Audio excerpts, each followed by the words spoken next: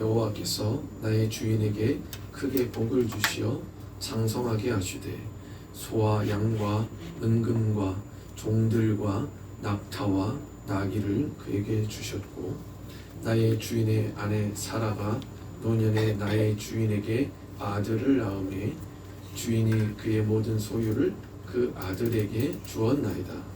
나의 주인이 맹세하게 하여 이르되 너는 내 아들을 위하여 내가 사는 땅 가나안 족속의 딸들 중에서 아내를 택하지 말고 내 아버지의 집 내 족속에게로 가서 내 아들을 위하여 아내를 택하라 하시기로 내가 내 주인에게 여쭈되 혹 여자가 나를 따르지 아니하면 어찌하리까 한즉 주인이 내게 이르되 내가 섬기는 여호와께서 그의 사자를 너와 함께 보내어 네게 평탄한 길을 주시리니 너는 내 족속 중 내 아버지 집에서 내 아들을 위하여 아내를 택할 것이니라.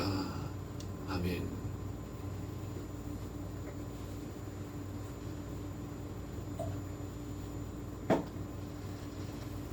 자, 우리가 지난 시간에 아브라함의 늙은 종 24장에 등장하는 늙은 종에 대해서 우리가 잠깐 살펴봤어요. 이름도 24장에는 그 이름이 등장하지 않죠. 그저 늙은 종 이렇게 표현되는, 잘 알려지지도 않고 이름도 나오지 않는 늙은 종이지만 이 하나님의 인류를 향한 그 놀라운 계획을 지키는 일을 감당하고 있는 거죠. 아주 일부분을. 또 하나님께서 그렇게 특별하게 사용하셨던 사람이었다라는 겁니다. 그리고 하나님이 왜 이 늙은 종, 나중에 이제 엘리에셀인 것을 우리가 지난 시간에 이 사람이 엘리에셀일 것이다 라고 거의 추측을 하게 되는데, 이 늙은 종 엘리에셀을 특별하게 사용하시는지를 보여주는지, 왜 하나님이 이 엘리에셀을 특별하게 사용하는지를 우리가 네 가지 정도로 구분하게 되는데, 그 중에 두 가지를 지난주에 살펴보았어요. 그래서 첫 번째는 자신의 아쉬움보다 하나님의 뜻을 선택한 사람이었다라는 거예요. 이 늙은 종 엘리에셀이 사실 이삭이 태어나기 전에는 아브라함의 후계자가 될 뻔했었죠. 분명 그러한 아쉬움이 그 안에 있을 거예요. 그런 엘리에셀이었음에도 불구하고 자기 안에 있는 아쉬움보다 주인의 뜻을 먼저 생각하고 순종하고 있다라는 거죠. 그리고 두 번째는 주인의 뜻을 아주 정확하게 명확하게 순종하고 따랐다는 거예요. 그냥 주인이 말한 것을 내가 나름대로 생각하고 판단하고 해석해서 주인의 뜻을 섣불리 결정하지 않도록 아주 철저하게 주인의 뜻을 다시 묻고 확인해서 그대로 따르고 있다라는 거죠. 자, 그리고 오늘 우리가 살펴볼 세 번째, 네 번째는요. 자, 그 중에서 세 번째는 이 12절과 52절에 기록되어 있는 것처럼 이 엘리에셀은 기도로 시작하고 또 마지막 기도로 마치고 있다라는 겁니다. 이 늙은 종 엘리에셀은요, 낙타와 10마리 낙타죠. 그리고 많은 이 사람들, 무리들을 이끌고 약 한 800km 정도 되는, 이 800km가 넘는 그 길을 떠나게 되는 거예요. 오늘 같으면요, 여행을 가게 되면 내비게이션도 있죠. 그리고 교통도 잘 돼 있죠. 또 물론 도로도 직선으로 아주 평평하게 잘 뚫려 있습니다. 하지만 핸드폰 뭐 이런 것도 없고요. 또 인터넷도 없어요. 그래서 당시에 뭐 도로 상황을 알 수도 없는, 또 가다가 누구를 만나게 될지, 어떠한 상황이 이루어질지 이것을 뭐 전혀 연락하거나 또 알아볼 수 있는 방법도 없는 겁니다. 과연 누구를 만나게 될지, 또 선택한 그 여인이 정말 이 엘리에셀의 말대로 이곳으로 따라올지, 그런 것도 전혀 알 수 없는 그런 상황인 겁니다. 자, 이러한 상황에서 무엇보다 중요하고 놀라운 사건은 뭐냐면, 엘리에셀이 가장 먼저 무슨 일을 했느냐? 바로 아까 말씀드린 대로 기도를 했다라는 거예요. 우리 같으면 어떻습니까? 멀리 여행을 떠나야 돼요. 근데 누구를 만날지 그러한 자세한 계획도 없습니다. 그럼 어떻게 됩니까? 먼저 검색을 하죠. 도와줄 사람을 찾아요. 그리고 내가 도움받을 만한 곳이 있는지 그런 것을 알아봅니다. 계획을 세우겠죠. 그리고 준비물을 막 챙기는 거예요. 그런데 엘리에셀은 기도합니다. 24장 12절에 보면 이렇게 이야기를 해요. 우리 주인 아브라함의 하나님 여호와여, 원하건대 오늘 나에게 순조롭게 만나게 하사 우리 주인 아브라함에게 은혜를 베푸시옵소서. 이 기도를 자세히 생각해 보면 더욱 놀라운 이야기가 담겨 있어요. 그는 자신을 위해서, 이 여행하는 동안 자신의 안전을 위해서 기도하는 것이 아니에요. 자신의 주인 아브라함에게 은혜를 베풀어 달라고 기도하고 있는 거죠. 자기의 상황, 자기의 성공, 자기의 안전, 자기의 평안, 이런 것이 목적이 아니라 주인의 뜻이 이루어지는 것, 그것을 목적으로 두고 있는 거죠. 사실 오늘날 우리의 기도의 대부분은 어떻습니까? 우리 나 자신을 위해서, 내게 필요한 것들을 채우기 위해서 기도를 많이 합니다. 하나님, 나의 이런 상황을 해결해 주십시오. 내 건강, 내 사업, 내 가족, 이런 것들을 위해서 기도를 많이 합니다. 물론 이런 것도 필요하죠. 그러나 엘리에셀은 한 단계 더 나아가서 기도하고 있는 거예요. 주인의 뜻대로 이루어지기를 기도하는 것이죠. 마치 예수님께서 겟세마네 동산에서 그렇게 기도하신 것처럼 말이죠. 내 원대로 마옵시고 아버지의 원대로 하옵소서. 그래서 성숙한 기도는 내 뜻을 이루려고 기도하는 것보다 하나님의 뜻을 따르고 순종하는 것, 그것이 조금 더 보다 성숙한 기도라고 볼 수 있는 겁니다. 또한 이 기도는 하나님의 뜻을 확인하는 시간이 되기도 합니다. 엘리에셀은 하나님께 표적을 구하죠. 내가 누군가에게 물을 달라고 할 때 이 여인이 내가 낙타에게도 물을 먹이겠다라고 자원을 한다라면 그가 하나님이 예비하신 사람인 줄 알겠습니다 라고 하나님께 표적을 구하고 있는 거예요. 이 구절의 핵심은요, 이 표적이 아니에요. 하나님께 표적을 구하는 그것이 아니라 하나님의 인도하심을 구하려는 그 마음인 거죠. 엘리에셀은 이미 아브라함의 명령을 받았죠. 그리고 자기의 감정이나 선입견으로 판단하지 않기 위해서 하나님께 지혜를 구했던 겁니다. 내가 보고 내가 판단하고 내 눈으로 결정하는 것이 아니라 하나님의 눈으로 보고 판단하게 해달라는 기도였던 거죠.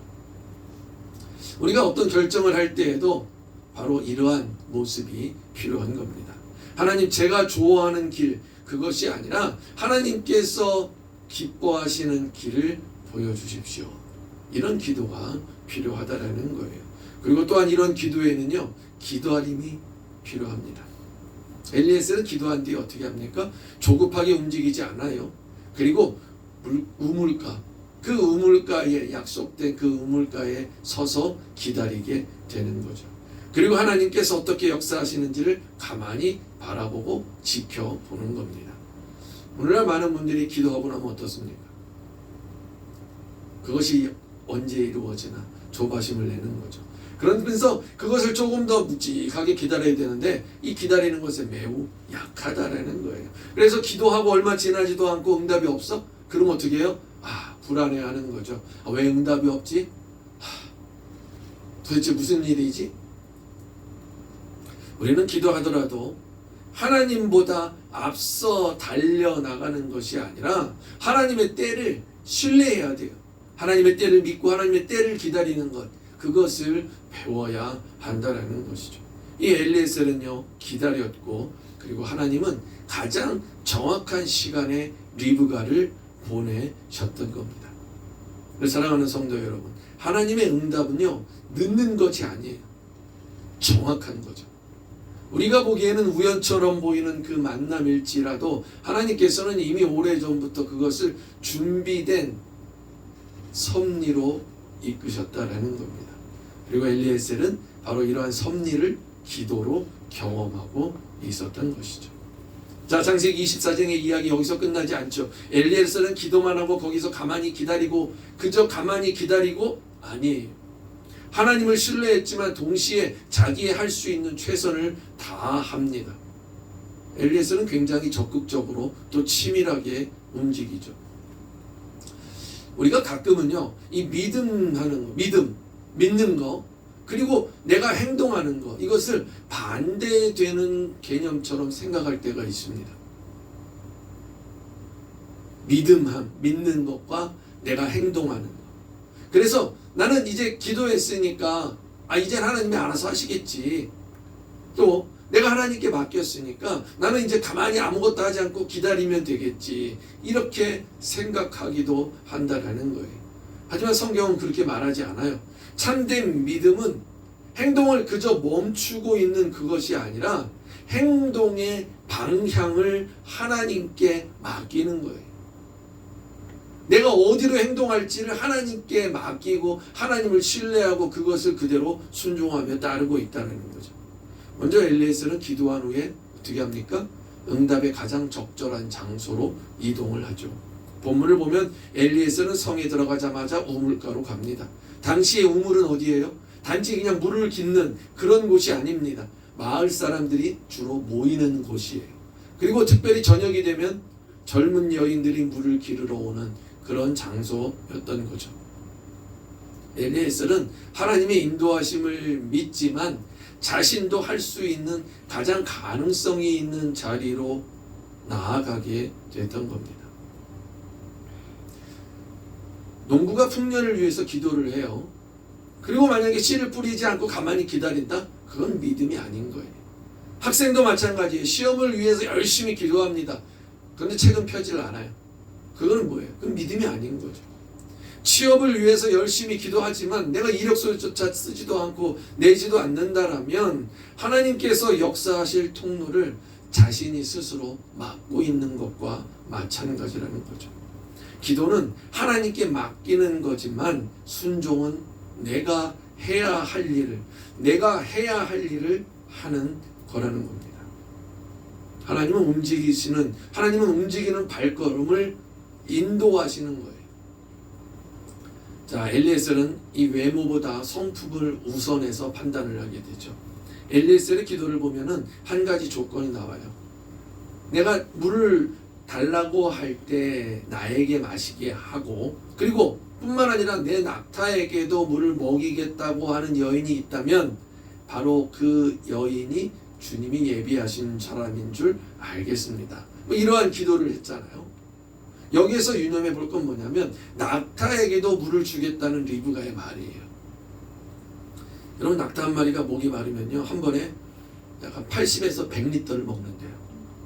이 도대체 물을 얼마만큼 마시는지 상상할 수 없는 거죠. 근데 엘리에셀이 낙타가 몇 마리가 있었어요? 무려 10마리입니다. 이 낙타 10마리한테 물을 먹인다? 도대체 얼마나 많은 물이 필요한 걸까요? 우물에서 물을 길어요. 그리고 항아리에 담아요. 그리고 그걸 날라와요. 이건 최소 수십 번은 반복해야 되는 엄청난 노동이었던 겁니다. 잠시간에 끝나는 게 아니에요. 그런데 리브가는 그저 체면치레로 말만 그렇게 한 게 아니었다라는 거죠. 본문의 앞부분을 보면은요, 리브가의 행동에 급히라는 표현이 반복되어서 사용되고 있습니다. 급히 물을 줍니다. 또 급히 우물로 달려갑니다. 그리고 계속해서 물을 길어왔다는 거죠. 자, 이 리브가의 행동은요, 이것이 보여주기 위한 친절, 말로만 하는 것, 그저 체면치레, 물 좀 드시겠습니까? 이런 이야기가 아니었다라는 거예요. 리브가의 삶 속에 분명 이런 섬김에 대한 배려와 이런 마음들이 배어져 있었다라는 거예요. 엘리에셀은 단순히 아름다운 여인, 그런 여자를 찾았던 게 아닙니다. 언약의 가정을 세울 만한 그 성품을 가진 사람을 찾고 있었던 거죠. 오늘날 우리가 사람들을 평가할 때 어떻게 합니까? 주로 사람들의 외모를 보죠. 그리고 능력을 봅니다. 그러나 하나님은 여전히 중심을 보시는 거예요. 다윗을 선택하실 때도 그랬죠. 또 이 리브가를 예비하실 때도 마찬가지인 겁니다. 하나님께서는 작은 일에 충성하는 사람에게 큰 사명을 맡기시는 거죠. 자, 또 엘리에셀은요 성급하게 딱 보고 저 여자구나 그러고 가서 성급하게 결정을 하지 않아요. 본문 앞에 21절을 보면은요 더욱 흥미로운 구절이 나옵니다. 거기 이렇게 나와 있어요. 그 사람이 그를 묵묵히 주목하며 여호와께서 과연 평탄한 길을 주신 여부를 알고자 하더니, 자, 엘리에셀이 기도한 대로 기도의 응답처럼 그런 여자가 나타나서 나에게도 물을 주고 또 내 낙타에게도 물을 주겠다면서 막 물을 깃는 여자를 봤어요. 이 기도의 응답처럼 보이는 일이 일어나는 거죠. 그런데 엘리에셀은 바로 결론을 내리지 않아요. 조용히 더 지켜보는 거죠. 왜 그렇습니까? 이 자신의 내 감동과 하나님의 뜻이 같지 않을 수도 있기 때문인 거예요. 사실 우리는 조금만 일이 잘 풀리면 어떻습니까? 이게 하나님의 뜻인가 보다, 하나님께서 나에게 베풀어 주신가 보다 라고 쉽게 판단하게 되죠. 반대로 일이 조금만 안 돼요. 어려우면 어떻게 됩니까? 하나님의 뜻이 아닌가 보다, 이렇게 단정하기도 하는 거예요. 하지만 엘리에셀은 더 기다리죠. 그리고 확인합니다. 리브가 과연 누구인지, 또 어떤 가문인지, 정말 하나님이 인도하신 그런 사람인지를 신중하게 살피고 있었다라는 거죠. 자, 이제 마지막 네 번째로 엘리에셀의 특별함은 사명을 자신의 쉼보다 우선하고 있다라는 거예요. 이 엘리에셀이 리브가의 집에 도착합니다. 그리고 가족들이, 그 오라비와 아버지와 오니가 가족들이 음식을 차려 준비를 해줘. 오랜 여행 끝에 얼마나 배가 고프고 피곤했겠습니까? 하지만 엘리에셀은 음식에 손을 전혀 대지 않습니다. 그리고 말하죠. 33절에 보니까 내가 내 일을 진술하기 전에는 먹지 아니하겠나이다. 이 구절을 보면 엘리에셀의 마음이 분명하게 보이고 있어요. 그에게는요, 이 배고픔과 피곤함보다 더 중요한 게 있었죠. 그게 뭐냐면 주인이 맡긴 사명인 거예요. 오늘날 우리는 너무나 쉽게 우리의 우선순위가 바뀝니다. 조금만 피곤하면 교회 가는 거 미루죠. 조금만 바쁘면 기도 미룹니다. 내가 조금 손해볼 것 같으면 하나님께 순종하던 것도 잠시 멈추고 내려놓고 나의 손해를 쫓아가는 거예요.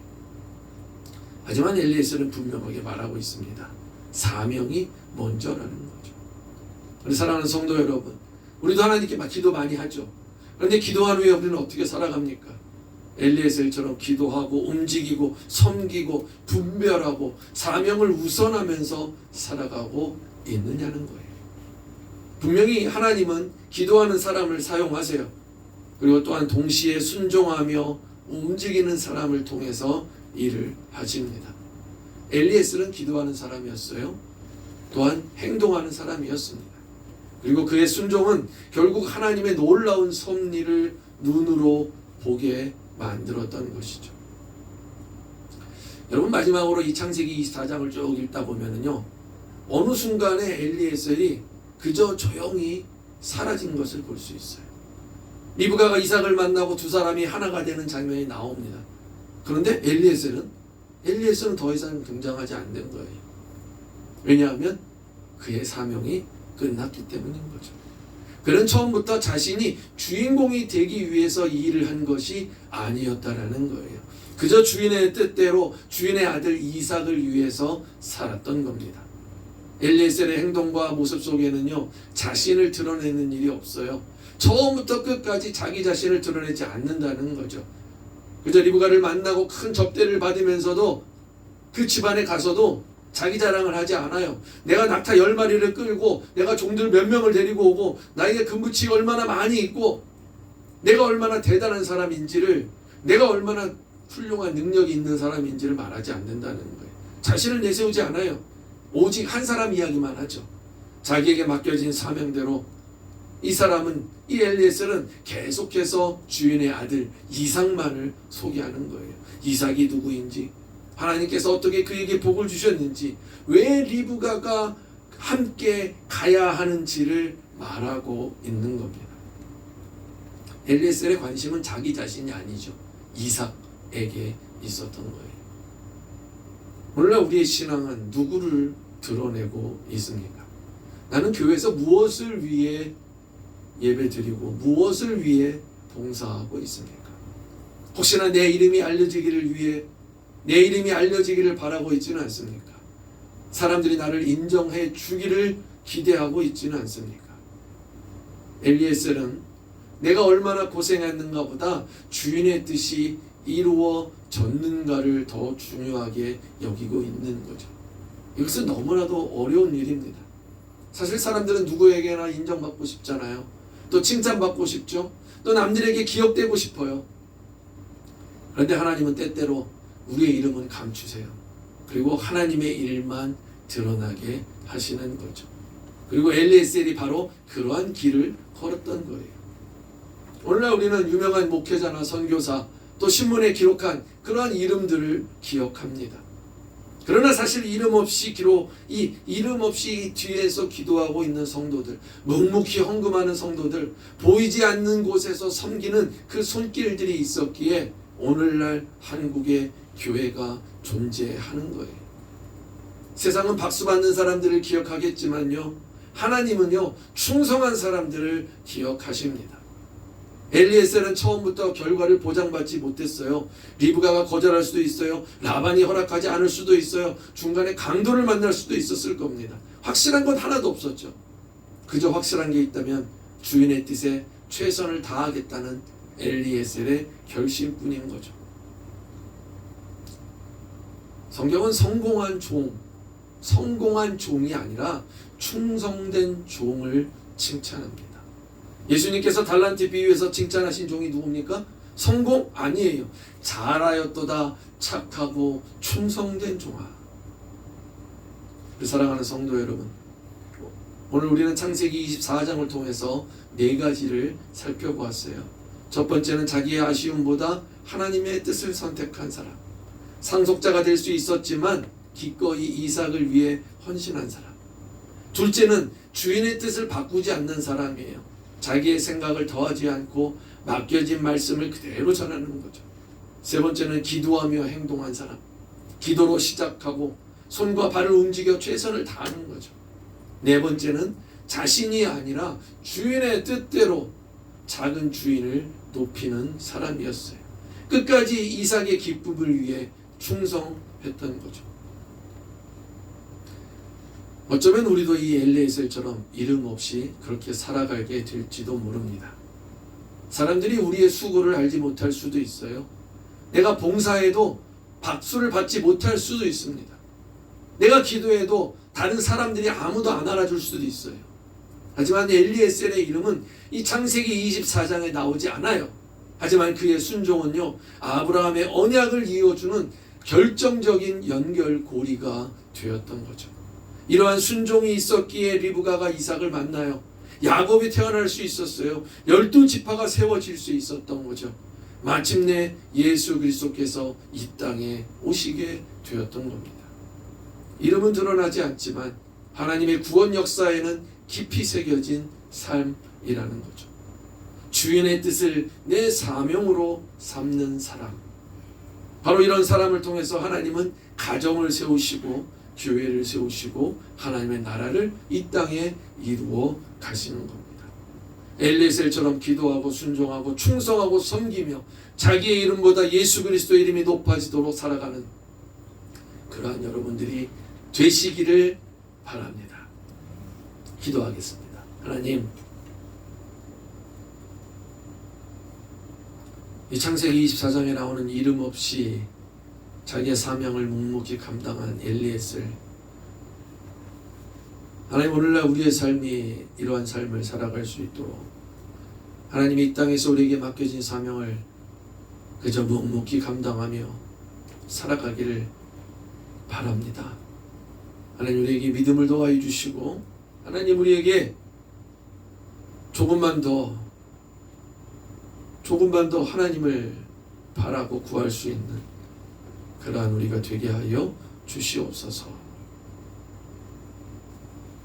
모든 말씀 예수님의 이름으로 기도드립니다. 이어서 축도하겠습니다.